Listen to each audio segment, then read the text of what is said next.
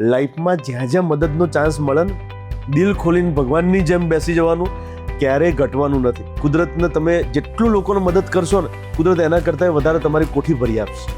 કોવિડની અંદર, કોરોનાની અંદર, જ્યારે કિશોર ઇન્સ્ટિટ્યૂટની અંદર એવી કન્ડિશન આવી ગઈ હતી અમારી જોડે કે જ્યારે અમારા ઘરમાં તકલીફ પડે એવી કન્ડિશન હતી, છતાંય બલવંત સર અને કિશોર સરે એક જ વસ્તુ કીધી હતું, બધું વેચી મારો. સારા ડિસિઝનોમાં કન્ફ્યુઝન છે. આપણે હાવ નવરા બેસી રહેવા જેવા ક્વેશ્ચન તો હતા જ નહીં. 1,20,000ની સેલરી લઉં કે પીડિયાટ્રિક લઈ લઉં? પીડિયાટ્રિક લઉં, સર્જરીમાં નથી જવું મારે, મને સર્જરી મળે છે પણ મારે તો એ નથી ગમતું, મને ફલાણું. એટલે આવા કન્ફ્યુઝિંગ મોટા મોટા ક્વેશ્ચનો આવે છે ને, એ આપણા કુદરતનો આભાર માનવો. શાહરૂખ ખાને સરસ મજાનું કીધેલું કે ક્યારેય એવું નહીં કહેવાનું હું થાકી ગયો છું, અથવા મને કામ બહુ કંટાળો આવી રહ્યો છે, બહુ કામ મળી રહ્યું છે. નથી મળતા ને એમને બાજુમાં એક વખત બેસીને પૂછો, એમને જોડે ઓપ્શન જ નથી. પેલું નથી કે મતલબ કામ માટે રડવા કરતા કામ લઈને રડવું વધારે સારું છે. તમે જે તમારી ચીસો ને તમારી બૂમો છે, આટલા બધા કન્ફ્યુઝનના કારણે. હવે કશું જ ના હોત તો શું બૂમો? ઘરની અંદર પહેલા જ સોફાની અંદર તમે ડોગીની જેમ ગોઠવાઈ ગયા હોય, ભાઈ હવે નડો છો. પોઈન્ટ એ છે સર કે મતલબ હું એ જ કહું છું કે કન્ફ્યુઝન દરેક સ્ટેજ પર આવે. લાઈક ઘણા લોકોને એવું લાગે કે ઘણા લોકો જો વાત કરું ને, જુનિયર્સ કંઈ ફોન કરીને કે હા દીદી તો મતલબ આટલા પેલા બેકગ્રાઉન્ડથી આવતા હતા તો બી આટલું બધું કરી લીધું, દીદી તો બધું પહેલેથી ક્લિયર જ હતું, દીદી તો એક્સ્ટ્રા ઓર્ડિનરી છે. It was never like that. બસ સાચી છે. દીદી પોતે બહુ રડ્યા છે, દીદી પોતે બહુ મતલબ કહેવાય ને કે બહુ બધી વાર એવું થયું છે કે આવું કેમ આવું નહીં, આવું કેમ આવું નહીં, એવું બહુ જ બધું પેલું થયું છે કે મેં કીધું ને સીધી લીટીમાં કે વાતો કે ચક્રાવાતો મેં ખુદ સે યન બન જઈ. આપણે પોતાના ઇનર થોટ જ આપણે મેચ ના કરી રહ્યા હોય કે આપણે શું કરી રહ્યા છે, કેમ કરી રહ્યા છે, એ બધું કન્ફ્યુઝન થાય. બટ કોઈની સલાહ લો, મતલબ એક કહે છે ને કે એઝ ફોર હેલ્પ, મતલબ ક્યારે પણ એવું લાગે કે કંઈ પ્રોબ્લેમ છે તો હેલ્પ માટે કોઈને પૂછો. મુનાફી બેનને પૂછો, મમ્મી પપ્પાને પૂછો, તમે સરને પૂછી શકો. તમને જે પણ વ્યક્તિ લાગતું હોય જે તમને થોડું ફિગર આઉટ કરવામાં હેલ્પ કરશે, એને પૂછો. એક વસ્તુ છે કે અમુક લોકોને મોટિવેશન વિડીયો જોવા બેસશે, don't do that. Bus A connect નથી થતું, એ આપણી લાઈફ સાથે સીધું કનેક્ટ નથી થતું. ભાઈ આપણી તકલીફ અલગ છે, એની જે તકલીફ છે, ઉઠો સુબહ જાગ કે એ કરે, ભાઈ એ નથી. તકલીફ અમારી અલગ છે ભાઈ. અને ટેમ્પરરી કેવું કે તમે કોઈ પણ વસ્તુ જુઓ ને મોટી મોટી, તો તમને ટેમ્પરરી એવું લાગી જાય કે આમ થોડા બ્રેઇનમાં થોડા ન્યુરોટ્રાન્સમીટર રિલીઝ થઈ જાય, બટ એ સસ્ટેન ના કરે. સસ્ટેન કરવા માટે તમને જે પ્રોબ્લેમ છે એનું સોલ્યુશન લાવો ને. કોઈ વસ્તુ એક વસ્તુ છે ને કે સ્ટ્રગલ, બધા કે તમે બહુ સ્ટ્રગલ કરી, પણ આપણે સ્ટ્રગલ માટે બહુ નેગેટિવ માં લીધું કે સ્ટ્રગલ કરવું એટલે સફર કરવું. બસ સાચી છે.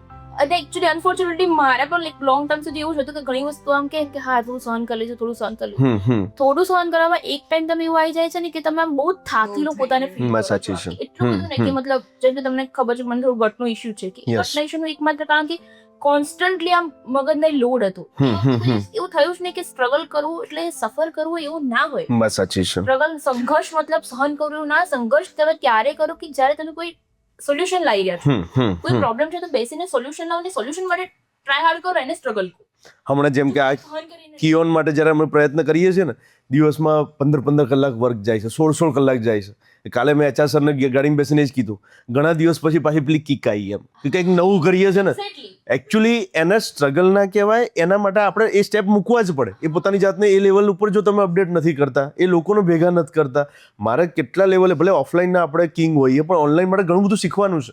મને ઓડિયન્સ પણ શીખવાડશે. હું જ્યારે ઓનલાઈનમાં જઈશ, બનશે કે અમારાથી ઘણી બધી ભૂલો થશે, કદાચ અમે એટલા પરફેક્ટ નહીં પણ હોઈએ, પણ મને વિશ્વાસ છે કે મારી ઓડિયન્સ મને શીખવાડશે કે સર આ નહીં, આની જગ્યાએ આવું કર્યું હોત તો વધારે બેટર રહે, આની જગ્યાએ આપણે આવું એપ્લાય કરીશું તો વધારે મજા આવશે.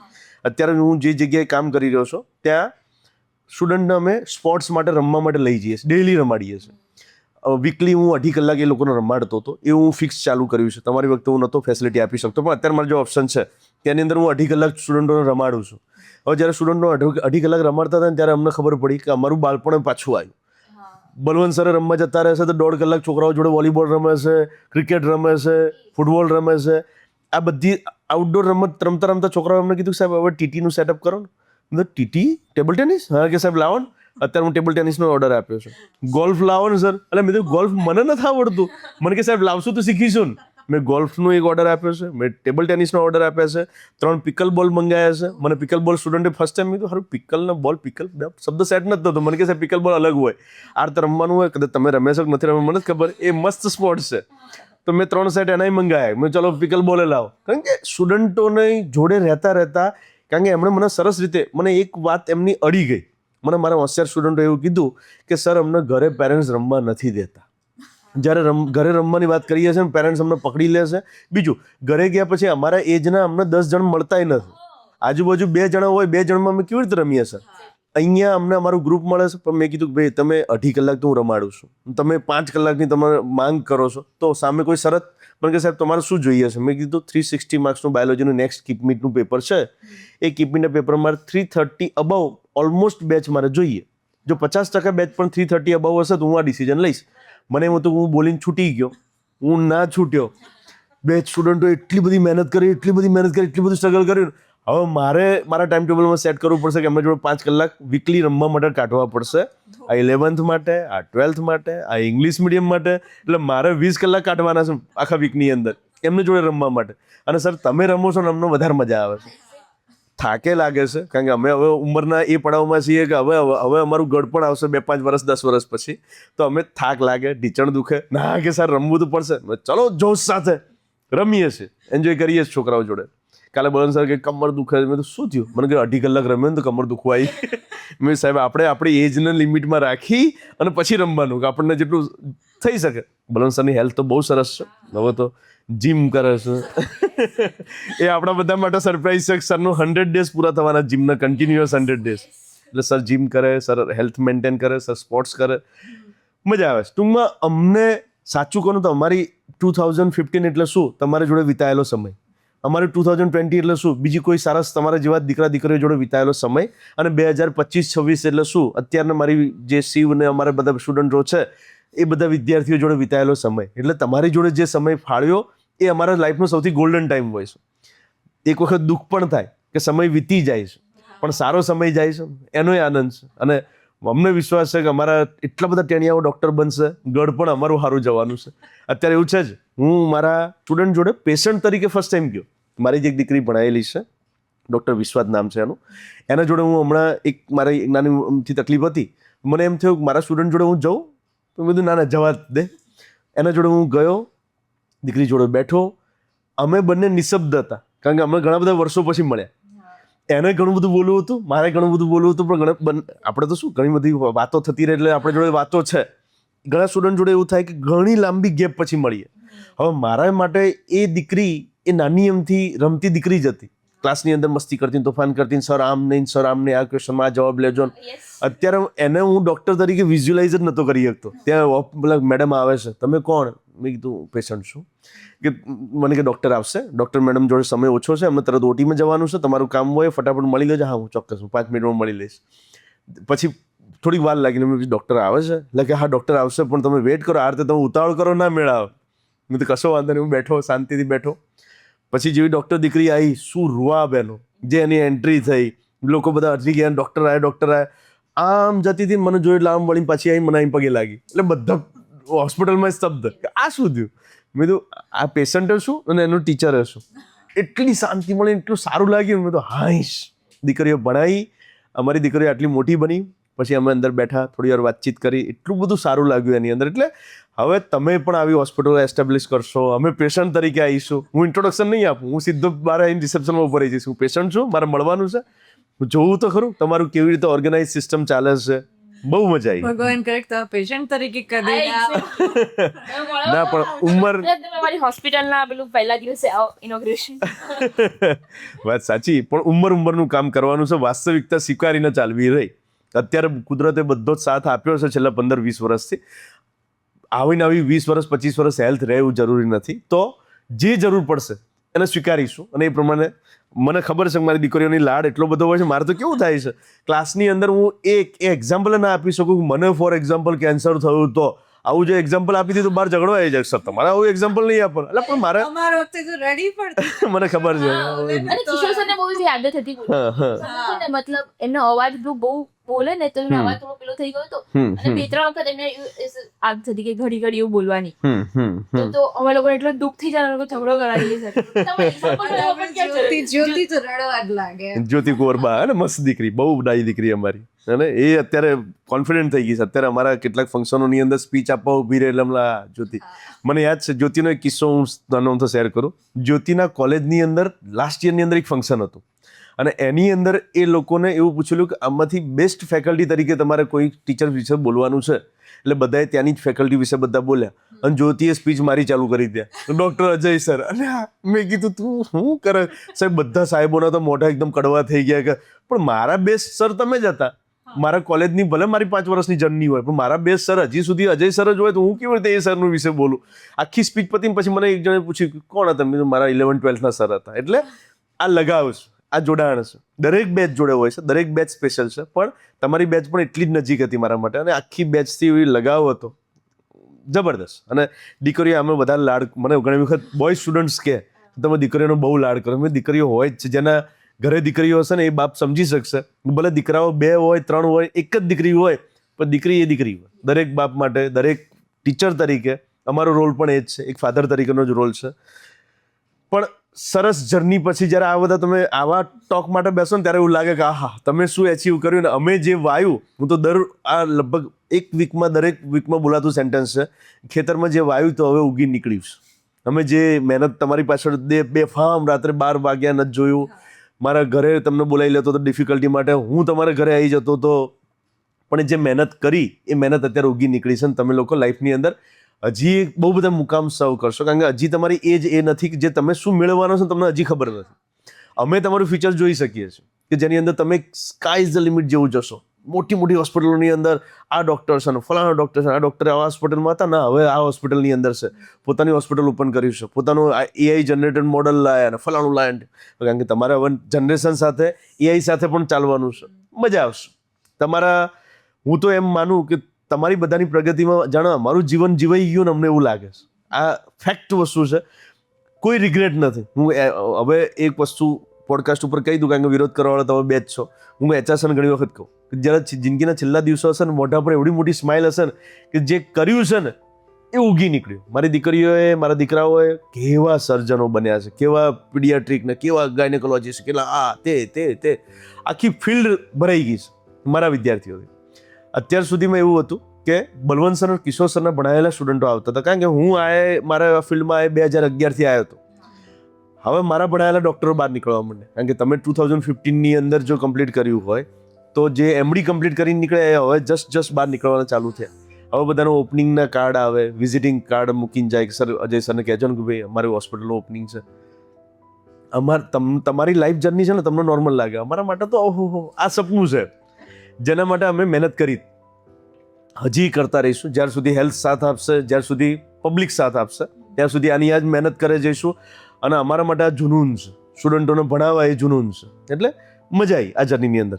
વિશ્વબેન હવે મેડિસિનમાં મહેનત પડવાની જ બરોબર. આપણા ફિલ્ડની એક મજા એ છે કે પ્રોપર એજ ઉપર મહેનત કરાવે છે. તમને મહેનત કરાવી છે, મને ખબર છે કે મેં મહેનત કરાવી છે, તમે મહેનત કરી છે, MBBSમાં મહેનત કરી છે, આફ્ટર MBBS MDમાં પણ તમે મહેનત કરશો.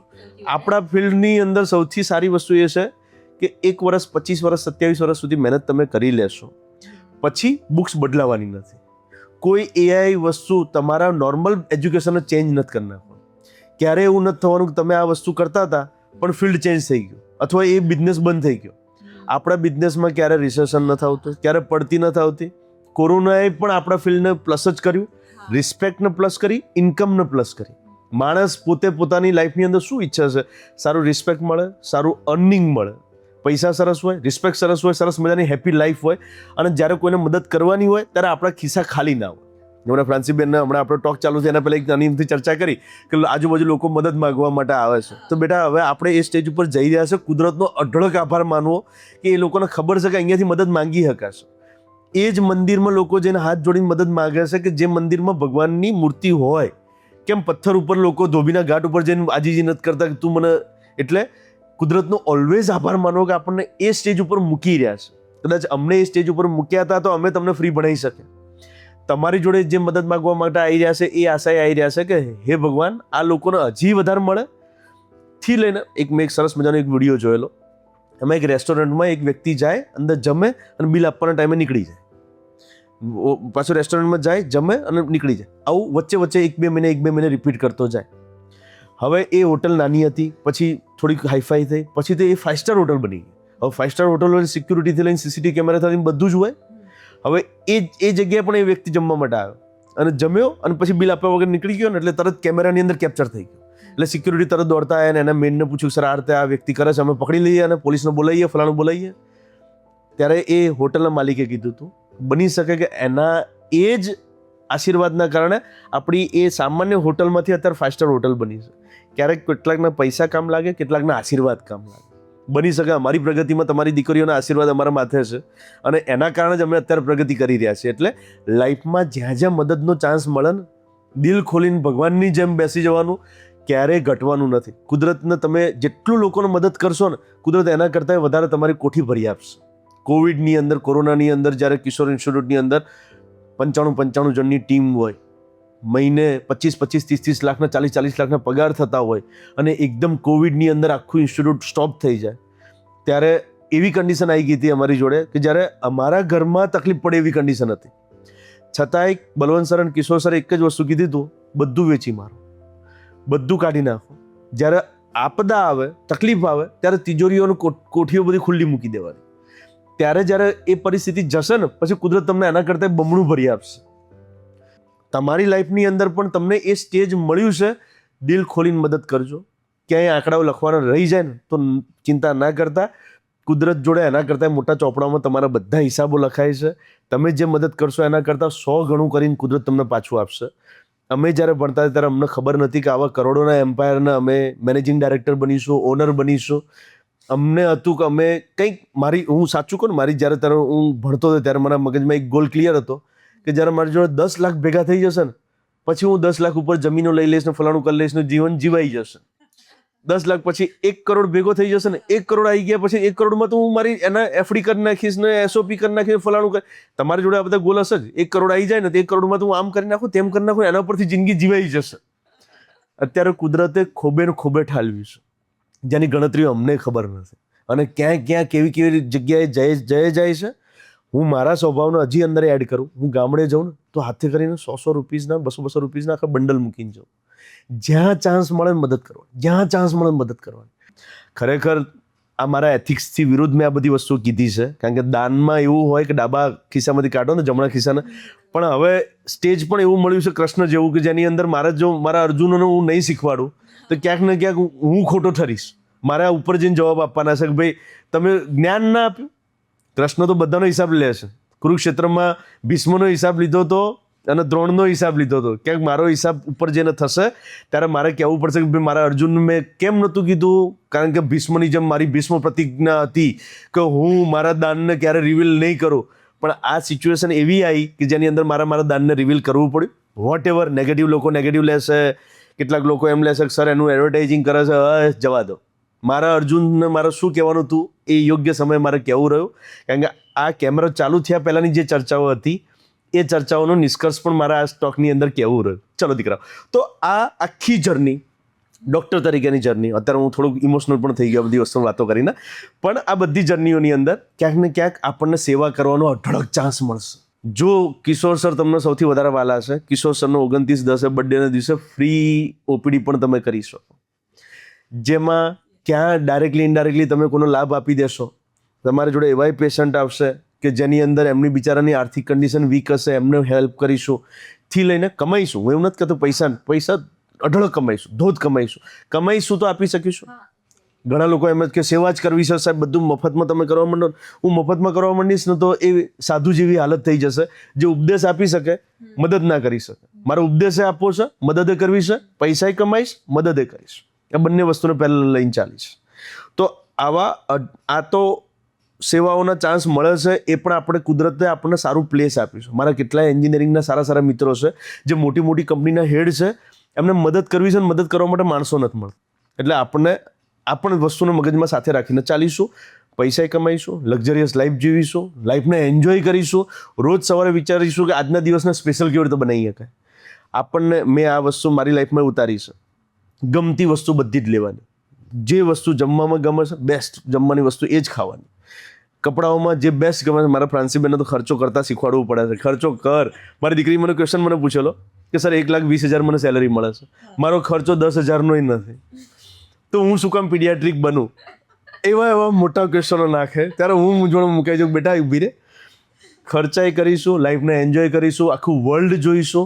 એક જ જિંદગી મળી છે, જિંદગીને ભરપૂર એન્જોય કરીશું. પણ તમે જેટલા ઉપર જશો ને એટલા વધુ લોકોને તમારી સાથે જોડી શકશો. એટલા માટે થઈને તમે ડિગ્રીઓ લો, તમે એટલા માટે પૈસા કમાવો. મારા ઘણી બધી દીકરીઓને આવું સમજાવવું પડે છે કે પૈસા ખાલી તમારા માટે નથી, હવે તમારી લાયબિલિટી ઘણા બધા લોકો માટેની છે. કુદરત કરશે તો કિશોર ઇન્સ્ટિટ્યૂટની વતી આપણે મદદ કરીશું, તમારા વતી મદદ કરીશું, ને બીજા બધા લોકોને પણ આપણે આ રીતે આગળ લઈને જઈશું. તો આ જર્નીને મેં 10મા વાળી દીકરીઓ, 9મા વાળી દીકરીઓથી લઈને અત્યારે મેડિસિન સુધીની જર્ની જોઈ છે, પીડિયાટ્રિક સુધીની જર્ની જોઈ છે. બનશે કે કદાચ કુદરત આપણને સપોર્ટ કરશે તો ભવિષ્યમાં તમારા હોસ્પિટલ ઉપર આવીને પણ હું કોઈક પોડકાસ્ટ લઈશ કે હવે દીકરીઓ કેવું ચાલે છે. નવી ગાડી લેશો તેના ઇનોગ્રેશનમાં આવીને પણ એક વિડીયો લઈશ કે લો જેમ આપણે કિશોર સરે મર્સિડીઝ લીધી એવી તમે ભવિષ્યમાં એવી મોટી મોટી ગાડીઓ લો, ખૂબ પ્રગતિ કરો. મોટાભાગના પોઈન્ટ્સ મેં કવર કર્યા છે. આશા રાખું છું આ તો આપણી ફ્રેન્ડલી ચર્ચા હતી, પણ વિદ્યાર્થીઓને ઘણા બધા મોટિવેશન મળ્યા હશે અને એમાંથી વિદ્યાર્થીઓ પોતાનો ગોલ સેટ કરશે. છતાં એક ગોલ સેટ ના થાય, તકલીફો પડે તો ચિંતા ના કરશો. આપણા પરિવારમાં ઘણા બધા લોકો એમને હેલ્પ કરતા રહેશે, એમનો ગોલ સેટ કરાવતા જશે અને જિંદગીની જર્ની 10માથી તમે મેડિસિન સુધીનું ના વિચારી શકો. એમ તો 10મું પતે એટલે 11-12 આવે, 11-12 પતે એટલે તમે આપણે જે ચર્ચા થઈ હતી એ પ્રમાણે કે ભાઈ અત્યારથી આખી જર્નીની ખબર ના હોય. વિશ્વાબેનને ખબર હતી કે તમે મેડિસિનમાં જશો? બિલકુલ નહીં બિલકુલ નહીં. એકચ્યુઅલી એ તો ખબર હતી કે MBBS તો કરવું જ છે, થઈ જશે. બચપનથી જ એમ બચપનને બનવું તો ડોક્ટર. હું ક્યાં સુધી લઈ જાઉં, કયા સ્ટાન્ડર્ડથી? બહુ જ નાનપણથી, કેમ કે અમારે એવું હતું કે મારા દાદાને અહીંયા ગવર્મેન્ટ જોબ હતી એટલે અમે ગાંધીનગરમાં રહેતા હતા. જે સરકારી આવાસ હોય એમાં 20 સેક્ટરમાં રહેતા હતા અને એમાં એવું હતું કે જે માઉન્ટ કાર્મેલ સ્કૂલ ત્યાંથી બહુ જ નજીક, એમ વોકિંગ ડિસ્ટન્સ, એટલે ત્યાંનો બેલ પણ અમને ઘરમાં સંભળાય. અને બિલકુલ જે ત્યાં એટલે કોન્વેન્ટ સ્કૂલ હતી એટલે ત્યાંના જે સિસ્ટર્સ લોકો હતા એ લોકો બિલકુલ અમારી બાજુમાં જ એમનો બંગલો હતો. એટલે રોજ જોયે કે આ છોકરી રમે છે આંગણામાં, તો એમણે જ મને માઉન્ટ કાર્મેલમાં લીધી હતી. એ રીતે મારું એ સેટ થયું. બાકી મારા ઘરે તો કોઈ એજ્યુકેશન નો એવું કોઈ પાયો નતો નંખાયો. એમણે જે કર્યું એટલે હું પહેલેથી ત્યાં ભણી. બહુ પહેલા તો જોવા જઈએ તો એ સૌથી સારી સ્કૂલ એટલે ગણાતી કાર્મેલ સ્કૂલ ગાંધીનગરમાં. સરસ કામ આપ્યું છે આને. એજ્યુકેશનમાં બધું એમ માહોલ મને ફાવી ગયો. પછી જ્યારે દાદા રિટાયર્ડ થયા બધું થયું એટલે એવું એ લોકોને લાઈક ફાઇનાન્શિયલી બધું તૂટી ગયું હતું. અમે ત્યારે જોઈન્ટ ફેમિલીમાં જ રહેતા હતા અને એમણે નક્કી કર્યું કે હવે આપણે ગામડે જઈને જ રહેવું પડશે, આપણે ગાંધીનગર અફોર્ડ નથી કરી શકતા. તો કઈ નહીં, હવે અમે બધા ત્યાં ગયા. થોડું 1-2 મહિના રજા મૂકીને સ્કૂલમાં અમે ગામડે જ રહ્યા. ત્યાં જ મારું કરવાનું હતું કે ત્યાંની સરકારી સ્કૂલમાં જતી રહેશે એમ. નાની હતી, લગભગ 3rd 4thમાં. યસ. તો કઈ નહીં, અમે તો રમવામાં બિઝી હતા. મોટા જે નિર્ણય લે ખરું. પણ મારા પપ્પા ગાંધીનગરમાં ત્યારે સિક્યોરિટીની જોબ કરતા હતા. ઓકે, મને એ બેકગ્રાઉન્ડ નથી ખબર, મને આજે ખબર પડી. હા, એટલે 1200 રૂપિયા પગાર હતો આમ ત્યારે. તો ત્યારે એટલામાં કશું ના થાય ગાંધીનગરમાં, કઈ નહીં, તમને ઘર પણ ના મળે ભાગી રહેવું હોય તો બી. અમે કઈ રીતે આખા 4 જણ આખા થઈ જઈએ એમ. તો પણ એમણે નિર્ણય લીધો જ્યારે સામાન ગામડે લઈ જવાનું થયું ને, અમે 4 જણ અહીંયા અલગ જ રહીશું, ગાંધીનગરમાં અમે રહીશું. દાદા કેવું તાર જેમ કરવું હોય કર, તું જેમ કરે એમ, કેમ કે હવે હું તો રિટાયર થઈ ગયો. મારા પપ્પાએ સામાન ત્યાં જુદો કરી દીધો. એટલે અમે બાળકોને ભણાવવા માટે થઈને ગાંધીનગર પકડી રાખ્યું. વાવ. એટલે ત્યારે મારો ભાઈ 6 મહિનાનો હતો એટલે એનું કઈ એવું હતું નહીં એમ. મારી સ્કૂલ ચાલુ હતી. 17 સેક્ટરમાં અમને એક ભાડે મળ્યું. ભાડું બી 1500 રૂપિયા અને અમારો સેલરી 1200. તો પપ્પાએ પછી બહુ બધું શોધ્યું તો એક 2500 રૂપિયાનું સેલરી મળે એવું મળ્યું એમ. જોબ મળી ગઈ એવી નાની મોટી. જોબ જ મળે હોય, એ બહુ ભણેલા નથી એટલે એમને એવું મળે એવું બી નતું એમ. તો એવી રીતના મળ્યું કે ચલો કરીશું એમ કરીને. તો બાકી 1000 રૂપિયામાં જ આખો ખર્ચ કાઢતા હતા. અને સિસ્ટર લોકો ઓળખે અમને એમ. એટલે એ કે બકા તું કેમ લઈ જાય છે? અને એ હું હજી આ પોડકાસ્ટમાં કહીશ કે સિસ્ટર રેણુકા જે છે ત્યારે એ મેનેજર હતા ત્યાં 8 જમાનામાં. પછી હું 7મામાં આવી લગભગ ત્યારે પ્રિન્સિપલ બન્યા. ઓકે. હાલ તો એ મુંબઈમાં જતા રહ્યા છે, Okay, પણ હજી બી અમારી મુલાકાતો થાય. જેમ તમારું મારા જીવનમાં બહુ ફાળો છે, એમ એમના વગર હું તમારા ત્યાં બી પહોંચી શકું. વાત સાચી છે. ઘણા બધા લોકો કૃષ્ણના રૂપમાં આવતા હોય છે જીવનમાં અમે બાળકોના. લોકો જતા હતા ને ત્યારે મારી મમ્મીએ એમને વાત કરી હતી કે યાર અમારે હવે નથી અહીંયા રહેવા એવું. હવે અમે જઈએ છીએ, અમે આ છોકરીને પણ લઈ જઈશું. તો સિસ્ટરે બહુ કીધું હતું કે ના, છોકરીને અહીંયા જ રાખ, હું ફ્રીમાં ભણાવીશ, તું હું ભણાવી લઈશ, તું હું તારું જ્યાં સુધી એ કરવાનું હોય ત્યાં સુધી કોઈ વાંધો નહીં આવે. તું વાહ ચિંતા વાહ ના વાહ, કરવી. ખૂબ સરસ. પણ તો એટલા માટે થઈને હું એ ચાલ્યું અમારું કે ચલો આવી સ્કૂલમાં હું ભણી શકી. સિસ્ટરનો હાથ 10મા સુધી જ્યાં સુધી હું હતી ને ત્યાં સુધી મારા હાથ માથે રહ્યો. એમણે અમને કદી તકલીફ નહીં પડવા દીધી. વાહ. કદી એવું નહીં થયું કે હા ચલો સ્કૂલમાં ગઈ આવું થશે, શું કરીશું એમ. બધી વાતે એમણે મને પ્રોવાઈડ Support કર્યો, વાહ. સપોર્ટ કર્યો છે, બધી સલાહમાં, બધી જ. પછી એ સ્કૂલનું તો જર્ની પતી, પણ પછી 8મા ધોરણમાં મેં કદી ટ્યુશન કરાવ્યું જ નહીં. કેમ કે આપણે સ્કૂલનું જ આપણે માંડ આવી રીતે પતી રહેતું. કઈ રીતના પ્રાંસીબેનની વાતો કરવામાં વિશ્વાબેનની મોટી સ્ટોરી રહી ગઈ મારે. એવું છે? એવું છે, લો. સરસ. એમાં પણ અમારી સ્ટોરી એ રીતનું અમારું પાથ જે કિશોર સર જોડે પહોંચવાનો થયો ને, કે એટલો અલગ different ને એ રીતનો કે ભગવાને લાઈક સેટ કરેલું છે. તો 8માં એવું થયું કે મારા ફ્રેન્ડ્સ હતા બધા, અને 22માં બેચમાં બધા જોઈન થઈ ગયા કે 8માં એટલે હવે ટ્યુશન કરવું કિશોર પડે. સર જોડે જવાનું એવું ટ્રેન્ડ હોય છે. મારા બધા બેસ્ટ ફ્રેન્ડ બધા ટ્યુશન છે. મેં કહું હા ઓકે, જતા હશે, આપણે તો શું, આપણે તો જાતે કરીશું એમ. પણ હવે કિશોર સર કેવું કરતા હતા કે જયારે શરૂમાં 8મું તો બચ્ચાઓ આવે એટલે છે ને એ લોકો પેલા ઉખાણા ટાઈપના બધા ક્વેશ્ચન કે હા કે આ ચલો શોધી લાવો એમ, ટ્રિક ક્વેશ્ચન્સ હોય. તો એ બધા આ લોકો કોઈ સોલ્વ કરી ના શકે. એટલે મને એમ કે વિશ્વા જો ને યાર, જો ને આ સરે આવું કીધું અને આ જવાબ લઈને જાય ને તો એમને આવી રીતના ચોકલેટ મળે કે ગમે તે ગિફ્ટ હોય કે આવું છે. મેં કહ્યું હા, કેવો મસ્ત ક્વેશ્ચન છે. એટલે અમે એમ જોર લગાઈને પછી હું સોલ્વ કરું, આ લોકોને આન્સર આપ, આ લોકો ચોકલેટ લઈ લે. એટલે તો આવું થયું. પછી થોડું 1 મહિનો શરૂઆતમાં આવી રીતનું જ ચાલતું હોય ટ્યુશનમાં. એટલે આખું દિવસ મેં કીધું બહુ સરસ છે. એટલે આ લોકોએ મને ફોર્સ કર્યો કે વિશ્વા તું ચાલ ને, તને મજા આવશે. મેં કહ્યું હા, સારું ટ્યુશન તો લાગી રહ્યું છે, એમ બી સારા લાગી રહ્યા છે.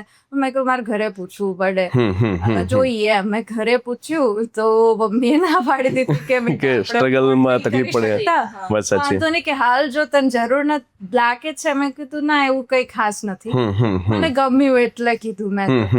તો કે વાંધો નહીં, તો પછી 9મા 10મા આવીશું ત્યારે જોઈશું, હાલ રહેવા દે, બકા નથી પોસાઈ શકતા. પછી એ વાત પતી. એ વાતને 6 મહિના વીતી ગયા. પછી દિવાળી વખતે કપડાં લેવા ગયા હતા ત્યારે એક દુકાનમાં છે ને અમે આપણા વાલા કિશોર સરના વાઇફ જે છે આપણે પ્રિયંકા ભાભીને મળ્યા.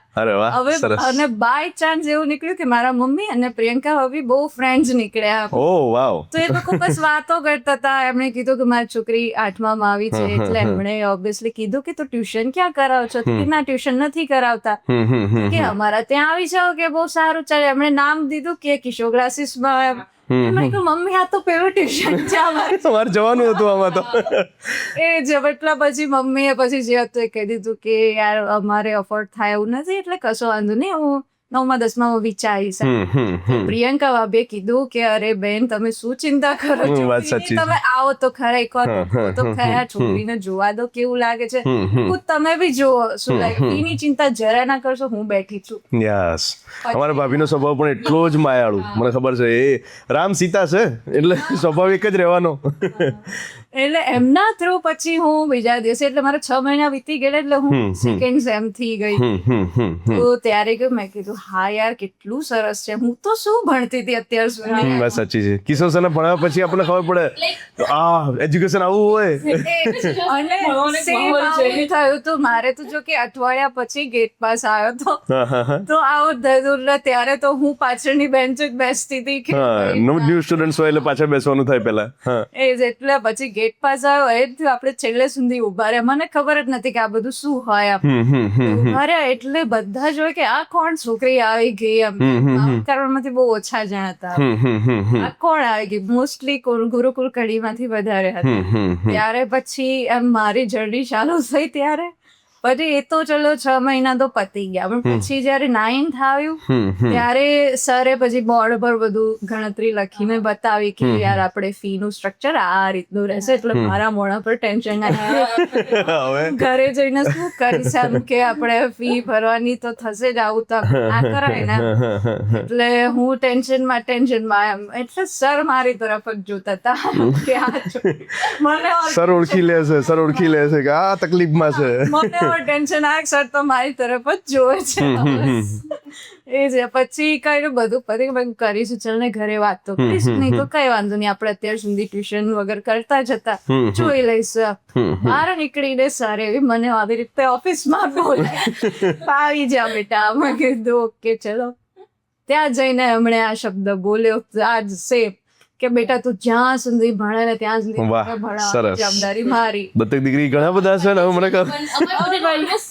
અરે વાહ સિમિલર છે મેથ સિમિલર 10 સુધી સાથે 11માં ત્યાં જોડે ગયા 12માં રિટર્ન જોડે ગયા ઇવન ફોર ધેટ મેટર અમે પેલું આન્સર ઈ પેલું આવે ને તો અમે બંને બેસીને પેલી આન્સર કી બનાવતા ને તો અમે જોડે બનાવતા એ જે પહેલી જે બાયોની 100 માર્ક્સની ટેસ્ટ હતી ને એનું રિઝલ્ટ જ્યારે આવ્યું ને તો 22માં આટલા બધા ટોપર્સ હતા એક કે પૂરામાંથી પૂરા નતા અમારી બેચમાં હું આ અને એક છોકરો હતો જૈનુલ હતા અને જૈનુલ કદાચ મેડિસિનમાં છે સર્જરીમાં છે એ અમારે ત્રણેયને સવારે 100 હતા ને તમારે 3 બોક્સ લઈને બંને બાર જોડે સેલિબ્રેશન કરતું બોક્સ બી અમે પહેલી વાર જોયું તો જોયું છે ચોકલેટ ના મોટા મોટા બોક્સ મારા ઘરે બી એટલે બધા લિટરલી મારા બહેન મારી મમ્મી ચીસત પાડી હતી ઘરે આટલું મોટું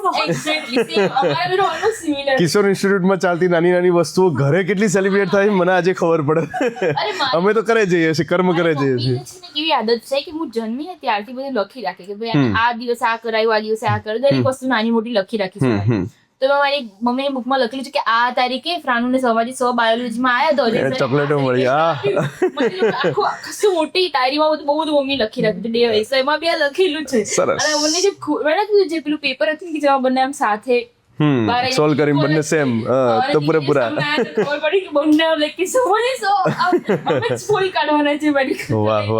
વાહ સરસ. એટલે ત્યાં સુધી તો અમારું એવું જ હતું 9માં 10માં બી આના જેવું સેમ આમ ચાલ્યા કરતું હતું ગેટ પાસમાં બી આપણે બહુ વ્યવસ્થિત રહેતા પણ એક લગભગ 10thમાં જ કે ભાઈ આપણે ભટકી ગયા હતા એટલે એવું કેવું કે મારો સ્વભાવ એવો છે કે ત્યારે મારું બહુ સારું ચાલતું ને તો મને ભાઈ થોડું એમાં આવી જાય કે હા હવે ક્યાં મહેનત કરવાની જરૂર ઓવર કોન્ફિડન્સ થોડું મારું દર વખત નું થાય હું પછડાવ હવે પાછી ઊભી થવું અને મારા મને લાગે કે સારી વાત છે કે હું પછડમ તો જ મને ભાન ચાલે કે જા દોડ હવે બસ ત્યારે મને એક વાર પડી હતી એ ગેટ પાસમાં મારું ચાલતું હતું હું ઊભી હતી છેલ્લે સુધી ઊભી હતી પણ લાસ્ટ ક્વેશ્ચન જે હતું ને એ મને ના આવડ્યો એમ તો ત્યારે પછી ઈશ્વર સર બોલ્યા પહેલી વાર એમ કે ભાઈ આવું ના ચાલે એમ ત્યારે મને પડી એવી